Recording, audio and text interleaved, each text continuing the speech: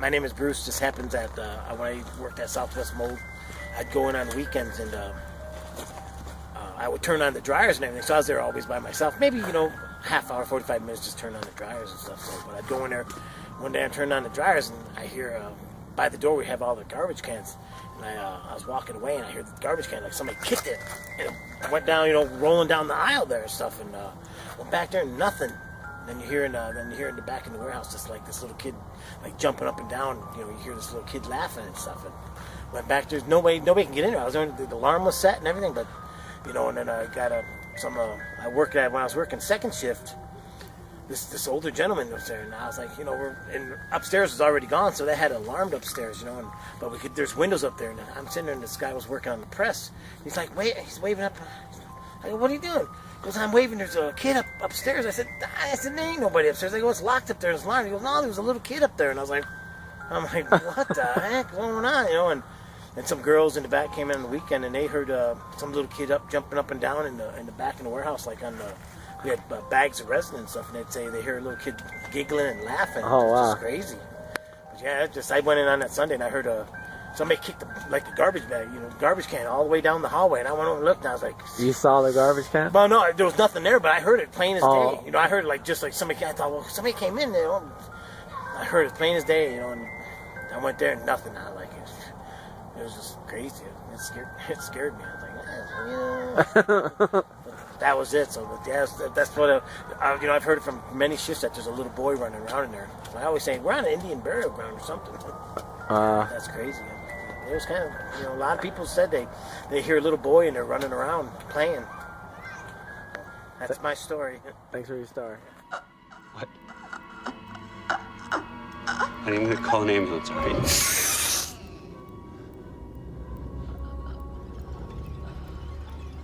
Who are you? What are you doing here?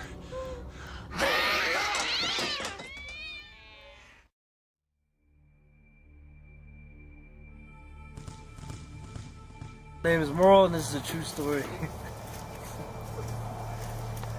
One day, me and my sister were walking home from school, and we were both involved in activities at school, so we caught the late bus home. And my parents, they went to town, so they weren't going to be home. And so we were walking back to where we lived, and there's no electric and stuff out there, and it's about a mile off the road. So we're walking, and we stopped at my cousin's house because we heard all the dogs at our place going crazy. And we assumed that maybe it was some wild dogs or some coyotes over there or something. So we started to make our way home, and then when I got closer, you could just hear the dogs like they were fighting something. You could just hear them getting tossed and stuff, like something was throwing them around. So I started freaking out. So we got to the trailer. We didn't have a key to get in, so I went to the side behind the house. I opened the window. Yeah, I could automatically just feel like, you know, there was something or somebody in the house. And I had a little pocket knife with me, so I climbed in. My sister came in behind me, and we were like just kind of like checking the whole trailer for like see if there was anybody that had breaking in or something. And all I had was with a lighter with me. So we're going to each room, and then my parents' room. I got to their room, and I had there was like this stench, like roadkill or something. It was real bad. But I had walked in there, and right when I walked in, like crouched over on the side of my parents' bed, it was this like black, hairy-looking character. You know, he was bent down. And when I put the light on him, he kind of slowly got up, turned, and looked at me. I just seen his like fiery, like orange-red eyes, and I gasped. And then my sister kind of let out a loud screech, and then. I remember I was gonna say something, but then it's like I blacked out, and then I woke up. I was walking away from our trailer back towards my cousin's house, and my sister was walking in front of me. She was just like wailing and crying. And then I don't really know what happened. I don't even know how we got out of the trailer. My sister couldn't even remember anything, just when we walked to the back room. And then I had looked back towards the trailer, and there was just something posted up in front of the like on the porch, just kind of like watching us walk by. I remember, and I had tried to turn around to make my way back, but it was like my body would freeze every time I tried to go that way, and I had that knife in my hand clenched so freaking tight. It's like it took me a while to let it go, but by the time I got to my cousin's house, I don't know, it was whatever it was, and I don't know what really happened to us over there, but we blacked out. We walked away from the trailer, and my uncle and them showed up, and they said it was probably a skinwalker, maybe someone that was witching my parents or something. But that's a true story. Thank you for your story. I asked it, "Who are you?" And it said it was a visitor. I said, "What do you want?" For the time when we were living in Fort Worth, Texas, and it was like, man, I think I was like 5 or 6 years old, and it was me, my sister Pat, my brother Leo, my mom and dad were drinking, my uncle was there drinking, my aunt, a couple of other uncles. So it was about, I'm gonna say about 12 o'clock, and it was time, they were trying to put us in bed, so they put us in the back room. And there was an alley, but the back room had a door. And somebody came through the back and it was knocking on the back door.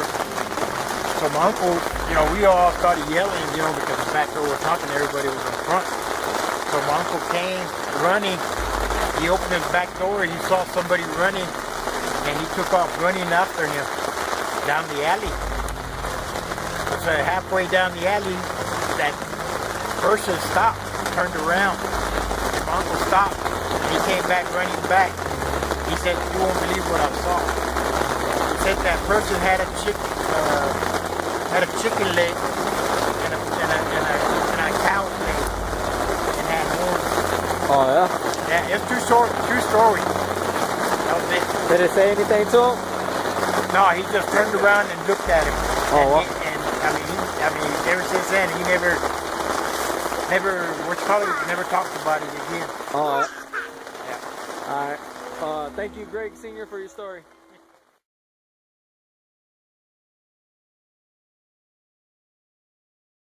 My name is Martha Escobedo, and I had a strange experience happen to me.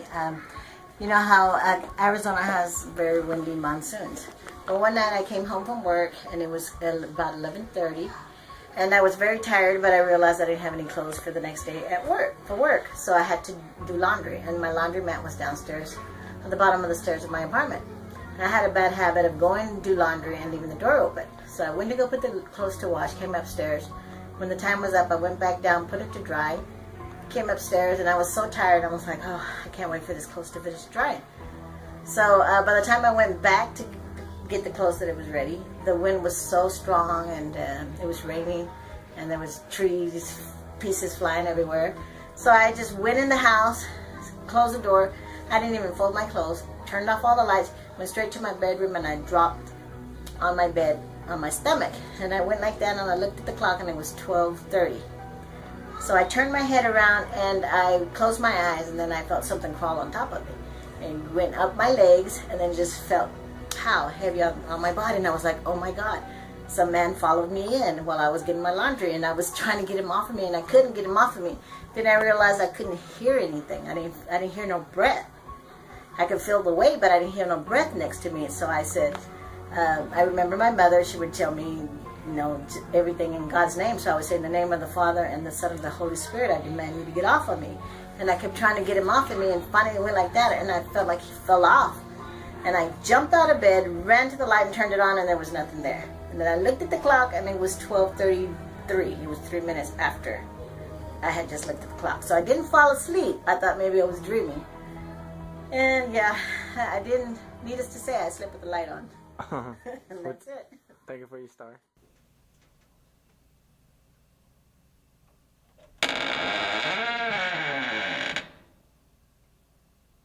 Hi, my name is Danielle Yazi, and this is where I'm from. It's from Tuba City on the Navajo Reservation. at my mom's place when I was a freshman and my sister was a sophomore. We were so excited around 3 o'clock in the morning. We couldn't go to sleep. We always had this thing going on, activity in that room we were in. We never thought of it until we moved our mirror. We moved our bunk bed right in front of the closet. And so it was like just facing each other. The doorknob was twisting itself. It was just opening really slow, and we both froze, and I didn't know she was awake. And it was just twisting and twisting. And I was saying, Delray, are you there? You know, and the door opened an inch. And I said, Delray, and she said, what? And she was like, I see it. And then it opened up another inch, and the doorknob just let go. And before I was about to say anything, and I screamed. So after I screamed, the closet door closed and our room door just shut. It was fully open and it just shut. So I quickly went down to the bunk bed to lay by Delray. And there was no wind, no breeze. It was just nice and like beginning of the school year. So after that, I screamed. I opened the door. It was. I went to my dad. He said we're scaring ourselves. But after that, we've been seeing other activities in the closet. Like we put our mirror there again, and we hear like noises, scratching, and everything. It's just. What's the history in that room? Well, when we moved in, like around when I was 6 years old, we moved into that apartment. We switched with another lady. She said that before we moved in, she didn't say anything about what's going on. But we found out that her daughter killed herself in that closet.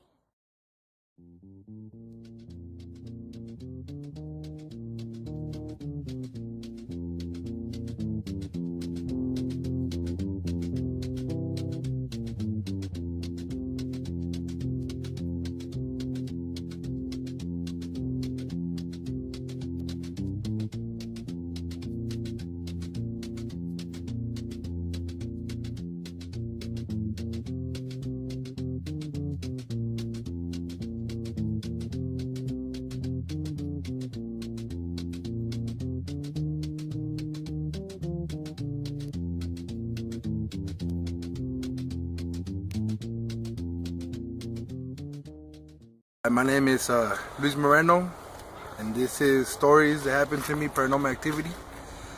The first time that something really happened to me, I lived at a 1-bedroom, and I got my palm read. Little did I know that opened up doorways, and so I had been doing drugs, you know, stayed up days, you know, and that opens the door too, you know, that opened the door more. And so me and my wife, we had been arguing, so she left. I broke the bedroom door. The way it was set up, my house was the kitchen.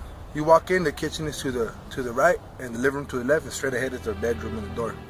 Well, I broke that door, so we didn't have no bedroom. So one Friday, I had got home.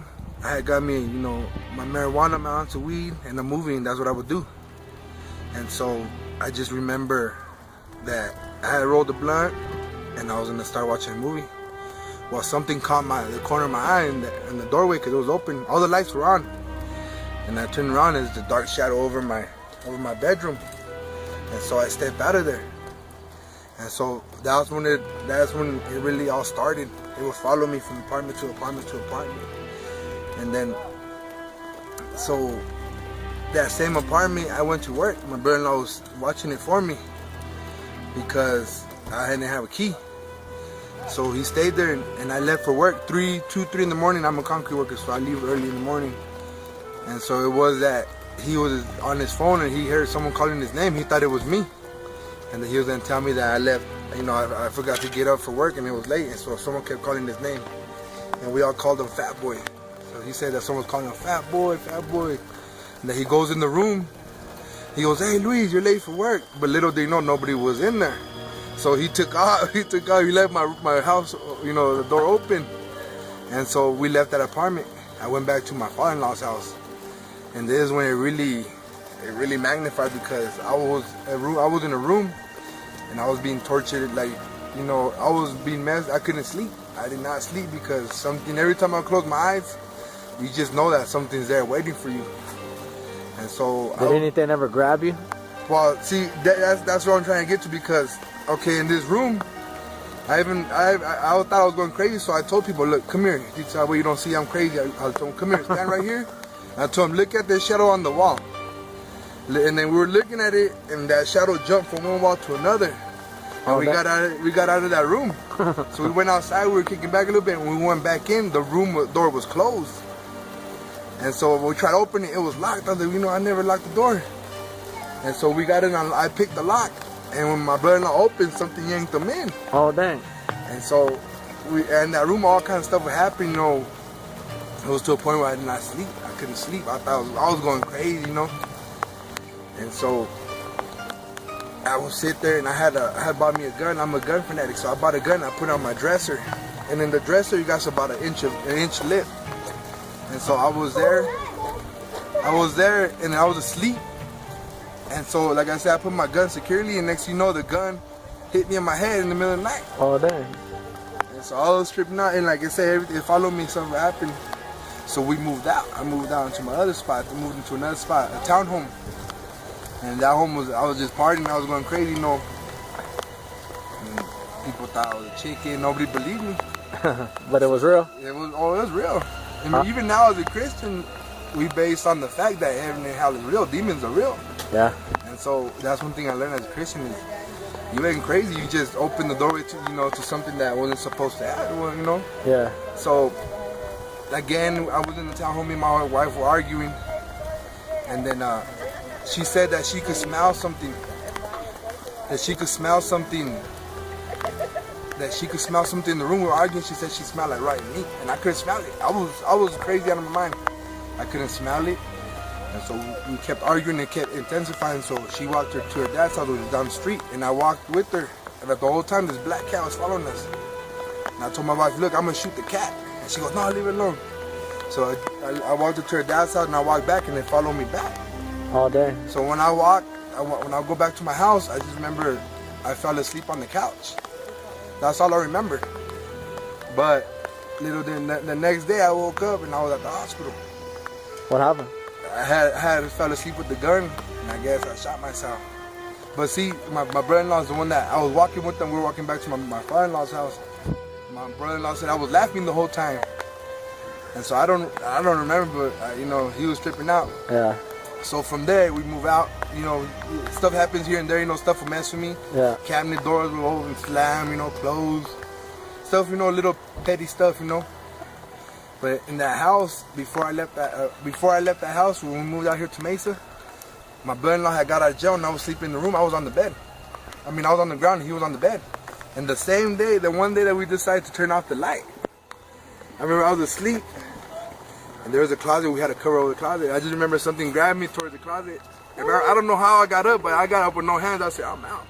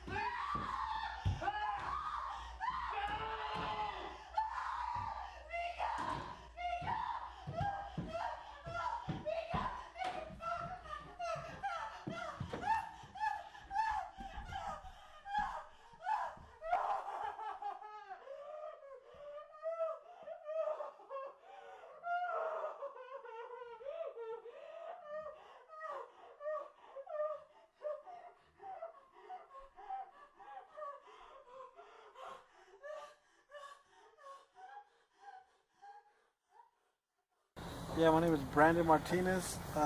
This one time in Ganado, where I'm from, on the Navajo reservation, I was asleep one night. I think I was in 4th grade, and I was asleep. And my uncle was probably about 7th, 8th grade. I was in 4th grade. I remember he just woke me up, me and my little sister. and he had a knife in his hand. He's like, get up. He's like, something's here. So I was like, I wasn't scared because I just really had woke up. So I didn't know what was going on. So he's like, let's go in the living room. So I went in the living room and I sat down. And we were just watching TV and he's like, just listen. So me and my little sister was scared. And then we started to hear like this scratching on the walls all around the house. Kept scratching and the dogs were just chasing it. We had like 3 dogs. And it seems like they were fighting it all the way around the house. They were just like, they were barking really loud and really aggressive. And it just was crazy. And it's crazy because we have a kind of like we have like a picket fence around the house, like probably 4 feet wide. But it was going. It seems like it seems like I was just walking through those picket fences. Otherwise, if you would go through those picket fence, you would have to stop, jump. But this thing was just going around and scratching the walls at a fast pace. And every time it would get close to the door, we have like a door and it has a little window on it. Man, we got scared because we thought it was gonna look through. But it wouldn't go. It would kind of go around that part. And then I remember my uncle. He was a firefighter, but he used to hang out with his friends real late. And we just seen the tail lights. Because when someone drives up to our house, we live on a hill and it's a straight road, so the tail lights hit our window. So we just seen tail lights, and then usually they come up just at a regular pace, like 10 miles per hour, but he came up like 40 miles per hour because they had seen it in front of the house. They saw it? Yeah, as soon as they seen it, he gunned it on the way up, and we just heard him get out of the car. His friend used to carry guns, so we just heard him go straight to the back of the yard. And then they got back in the car and they followed. Right before you started.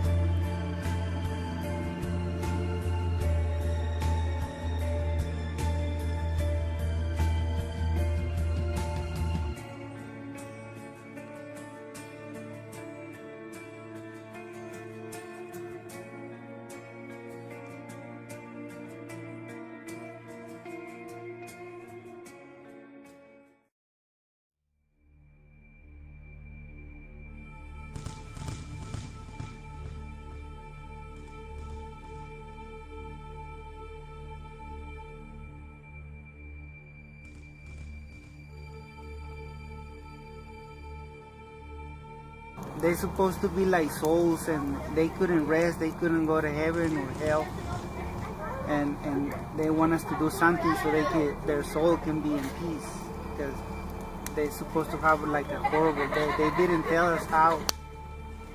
So we were drinking. I said, I'm not gonna listen to them. And I was sitting in a stove, like on top of the stove in the kitchen, and they started messing with my feet, pulling my feet and dropping. I said, okay, I said, okay, it's real. I know it's real. So they say, go and come back tomorrow. It was like the 3rd day, because we only use the house to get high and cool stuff. So we ended up going to Phoenix, but I feel like something was inside of me already. And I lay down and I couldn't go to sleep, so I grabbed the keys and I get into the car, and the girl that was with me, she followed me. And I got in the freeway right there on Thomas and 51 North by the hospital. Yeah. And it's like a big old curve like that, and I knew I wasn't driving because something was moving me like a puppet.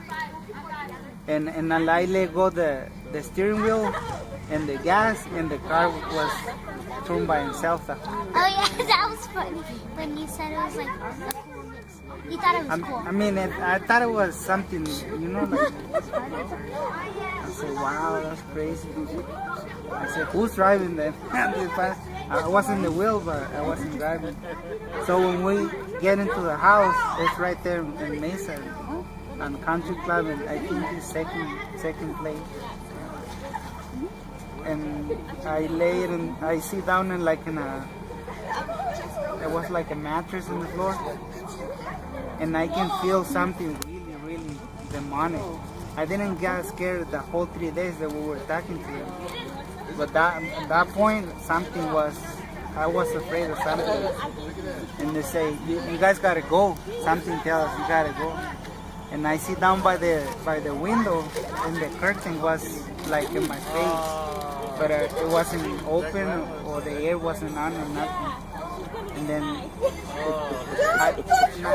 I asked him if it was the same guy. Is that you guys?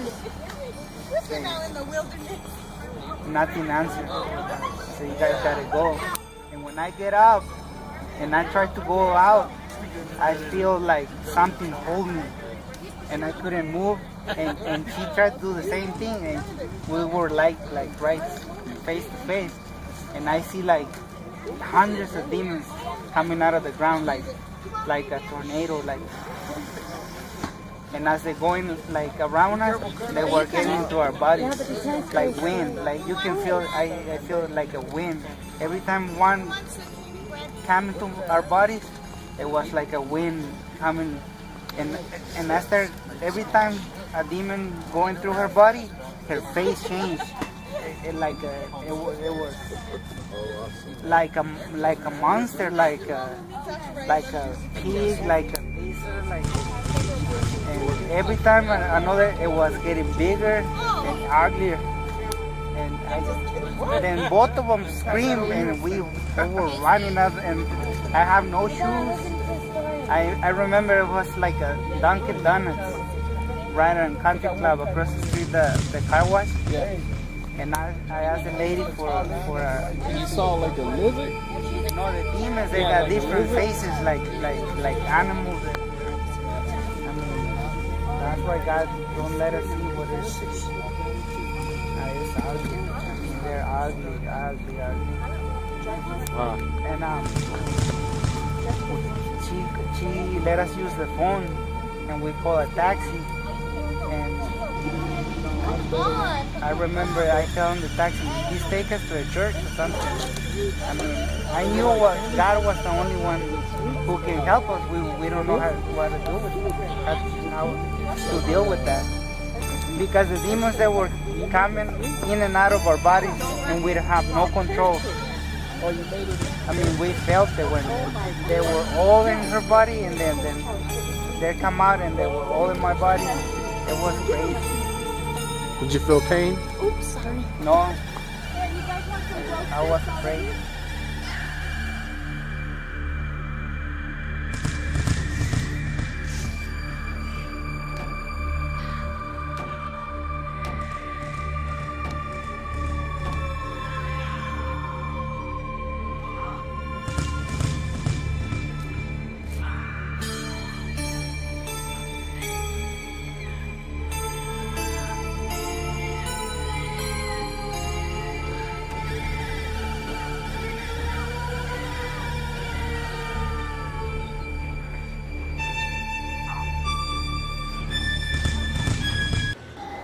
My name's Alethea Costa.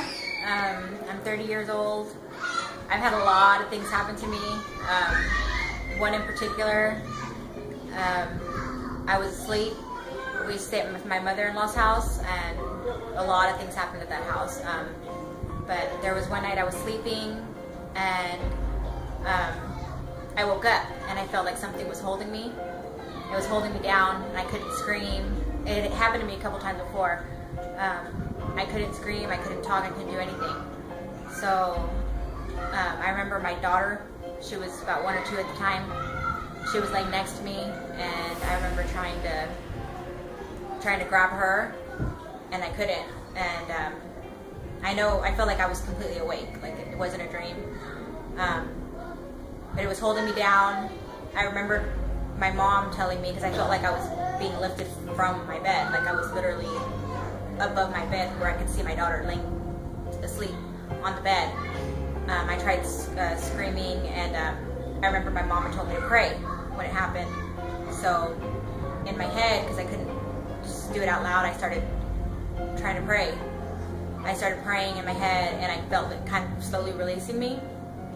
And as it was releasing me, I remember I grabbed my daughter, and I was trying, I felt heavy. Like when I finally got off the bed, I had my daughter, and I was practically dragging, like crawling on the floor, trying to get out of the room. And I remember my ears, specifically too, because I remember my ears were like real clogged up, like if I had water in them, like I couldn't hear out of my ears. When I finally opened the door and got into the hallway, like it felt like it was completely, like I was completely released of it. And I ran to my brother-in-law at the time. He was asleep in the other room, and my brother. So I ran in there, and I was screaming, crying, and for like an hour, I still couldn't, like I couldn't hear out of my ears, like it was ringing, coming out of my ears. That was probably the scariest time, but it happened more than once. All right, we thank you for your story.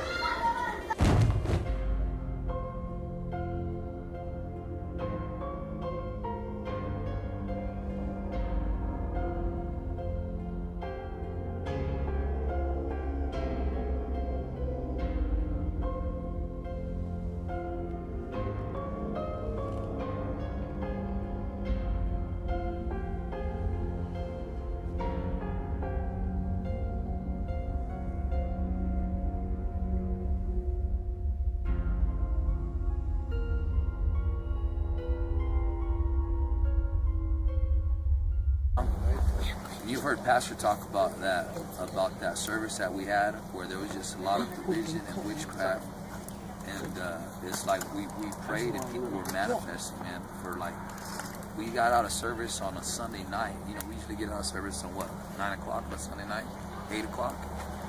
We were there till 11 o'clock that night on a Sunday night, praying for people, casting out demons and stuff. It was wicked. But we had just moved into that building, and there was an Assemblies of God building that had lost, you know, they had a revival at one time, but there was bitterness, a lot of things there. So demons like to inhabit over these buildings. You know, they want to reside where the presence of God once was. And so we had just had that service and stuff, and I was helping Pastor cast out devils that week and stuff. And then like the next week, I'm at my house with my mom. I mean, at my mom's house. I was living with her still. And my cousin Lupe was living with us as well. And that night, it was weird because I could not sleep, man. I had no sleep. Lupe stayed with me in my room, in the back room. And we had these pictures. I had these pictures, drawn pictures that were drawn photographs. One of my nana, who was dead, and then this other drawn photograph. But the one of my nana who was dead, who had passed away already, I mean, I was like, I would hear voices that night, and I couldn't sleep. I'll go in and out of sleep. I maybe got 2 hours all night. I would hear things like, and it'd wake me up, you know what I mean? And then I could barely see some light coming in through the window like that. So, and I could see that picture, and it was wicked. It was wicked because I'm looking at this picture and I can see my nana's face. And it was like a demon face came out of it, like, and then went back in. And I just had all this, and like fear was trying to come over me. Lupe was in there. Lupe was in there sleeping with me at night, and I'm just praying the whole night. You know what I'm saying? In the morning, I wake up. I got a couple hours maybe. Lupe's in the living room. She's in the kitchen. And she's washing dishes, and I start praying for the house, and immediately my mom has a long hallway, and the Holy Ghost led me to this closet at the end of the hallway, and up in the back of the closet behind some boxes there was a stack of records, old records. So I grabbed the stack of records and I go and I put them on the countertop where Lupe was next to her dishes. Her back was facing me. And I said, Lupe, look what I found. And I set them on the countertop. And when she turned around, she screamed. She goes, ah, get him away from me, get him away from me. and she didn't see any of the records. And so I grabbed them and I put them outside. I started praying for her. And then I went out there to look at the records. The top record was a Michael Jackson record. But I started going through them. And they had some demonic records in there, like Metallica, Slayer, where they've got Megadeth. They were my stepdad's records and stuff that he had. But it was amazing because the Bible says, remove the accursed thing from your house lest you become accursed. And so I didn't even know he had those records, but it was like a heat-seeking missile. The Holy Ghost led me right to where they were at. So I moved them out of the house. And my mom and stuff, it was her house, so I told her what I did, and she told my stepdad, and he was upset, but he left them outside. When he brought them back in after I got married, he brought stuff back in the house. And my mom told me that she was asleep one time in the living room. She was sleeping in the living room, and she said she just heard a bunch like noises like that night. And then what happened was she felt like weight. And in the Greek, the word pneuma is weight, right? It's the Greek word pneuma, which is a word for spirit. So she felt a weight like she couldn't move. And she was trying to call somebody, but she couldn't speak. And she said in the living room, her body levitated. She told me that her body levitated and went into her bedroom, and it dropped her on her bed. And she just like freaked out in her mind. But yeah, there's some crazy stuff happened at that house. But you gotta remove the accursed things from your house. Witchcraft.